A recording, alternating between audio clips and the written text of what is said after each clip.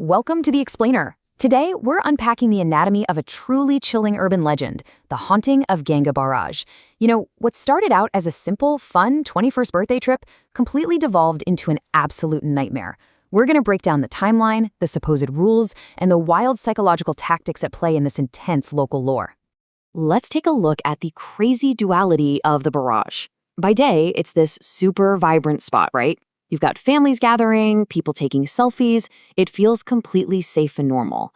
But the local lore says that everything flips after 11:15 p.m.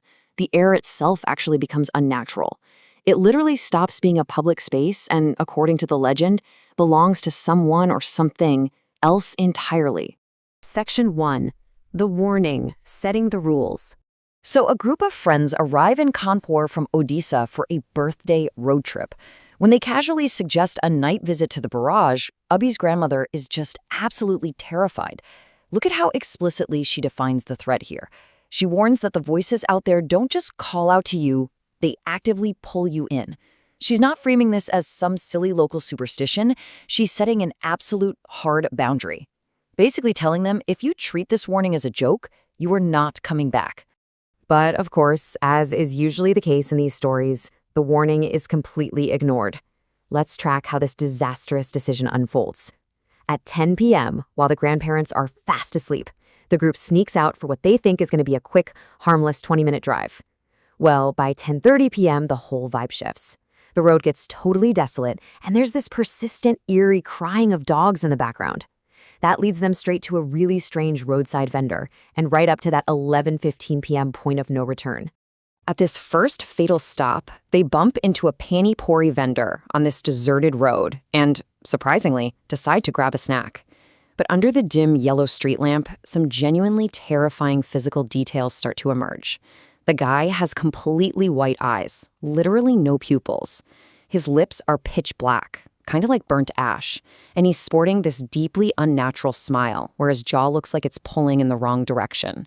Oh, and the water he serves them? It doesn't taste like mint at all. It tastes like bitter, rusted metal. As they speed away in an absolute panic, the vendor and his cart don't just sit there. They slowly dissolve into the thick fog. Right before they fled, Abhi actually tried to nervously joke with the guy about starting a horror podcast. The vendor's response?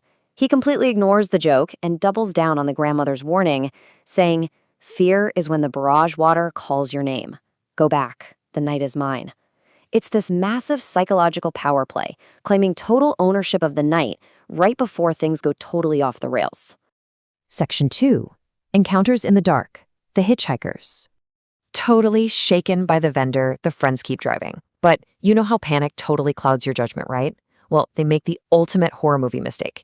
They stop for strangers on a pitch-black, deserted road. They pick up a boy and a girl who are covered in dirt with faces that are completely blank, just standing there like stone statues. The second these two get in the car, the physical environment goes haywire. The temperature instantly plummets, like someone dumped a cooler of ice inside, and everyone's breath turns into this heavy, thick fog. But the real panic sets in when Preeti drops her phone on the floorboard. She reaches down and sees the ultimate red flag in South Asian folklore. Both the boy and the girl have feet that are facing completely backward. So the tension inside the car is just suffocating at this point. No one says a word, but the panic is literally off the charts. Suddenly, the hitchhikers demand to be let out. And as they leave, the entity leaves a physical mark behind. The girl drags her cold, incredibly long finger across the foggy window, actually drawing a line backwards. As she leans in, she whispers this dreadful curse, telling them that no one will reach home tonight. Just chilling. This is where the psychological warfare really kicks into high gear. Shortly after dropping off those terrifying hitchhikers, one of the friends, Sarthak, steps out into the bushes for a bathroom break. When he comes back, he's acting super weird, telling them Abhi is out in the bushes eating sweet guavas and that they all need to join him. But here's the catch. The group knows Abhi is severely allergic to guavas and absolutely hates sweets. The entities are actually using a hyper-specific, deceptive illusion to try and lure the rest of the group out into the dark. And then the illusion just completely drops. As the group realizes it's a trap, Sarthak's face horribly distorts. His skin starts shifting from the inside, his eyes fill up with blood, and his face literally melts into the hitchhiker boy they had just dropped off. He taunts them with this twisted logic, saying that the barrage makes everyone equal at night. It is only because Anjali rips off her sacred Rudraksh mala and tightly clutches it that the entity finally backs off, giving them just enough time to pull a freezing, literally blue-faced Abhi out of the bushes. They manage to drag Abhi back into the car, but they are completely surrounded. And that is when they look at the clock on the dashboard. It's frozen, exactly at 11:15. That threshold the grandmother warned them about, it has definitively been crossed.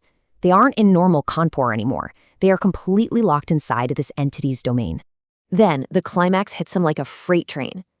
The hitchhiker girl suddenly appears on the barrage railing, soaking wet with glowing red eyes. The friends furiously lock the doors, but it doesn't even matter. The assault completely ignores physical boundaries. Wet handprints start appearing on the inside of the car's glass. There's this awful scratching sound everywhere, and disembodied voices surround them, screaming at Anjali to take off the Rudraksh. As the driver floors it to get away, the road itself actually seems to physically shift an inch to the left. The car violently slams into a tree, shattering the windshield and instantly knocking everyone unconscious. Section 3. The Haunting Aftermath. Now, this wasn't just some shared hallucination. The physical toll was incredibly real. They end up spending 7 full days in the hospital, hooked up to machines. Sarthak and Albie are out cold for days. And notice how the threat level has escalated here.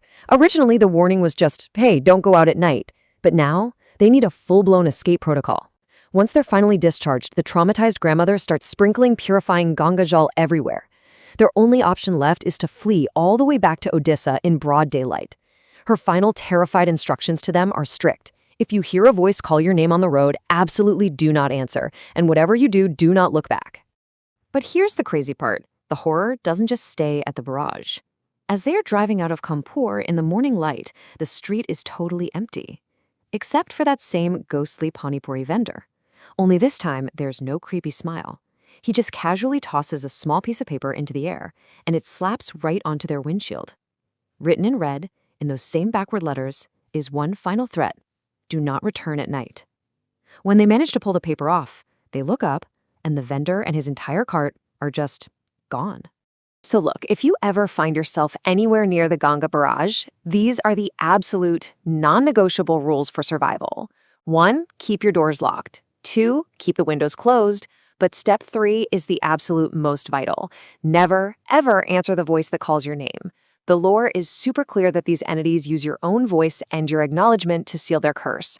Basically, if they recognize you and you respond, they will never let you go. You think that driving hundreds of miles back to Odisha would mean they're finally safe, right? Well, distance means literally nothing to this phenomenon. Once they're back home, Anjali gets a call from an unknown number. She picks up and hears this wet, gurgling voice on the other end saying, "Guavas are sweet. 11:15 will come again." The really terrifying part? The call log registers the exact time as 11:15 p.m. and the location as Kanpur. And if that wasn't enough, the moisture on her own bedroom window forms backward letters spelling out Ganga Barrage 11:15. The friends survived the crash, but they are forever marked by this. They're bound by a trauma that still occasionally pops up as backward lines and window condensation, or these incredibly strange phone calls. It really leaves us with a chilling look at how urban legends actually function. They don't just scare you in the moment, they follow you home, and they completely rewrite their reality. The river knows their names, and it clearly knows the time. So I'll leave you with this one thought. If your phone rings tonight at exactly 11:15 p.m., are you going to answer?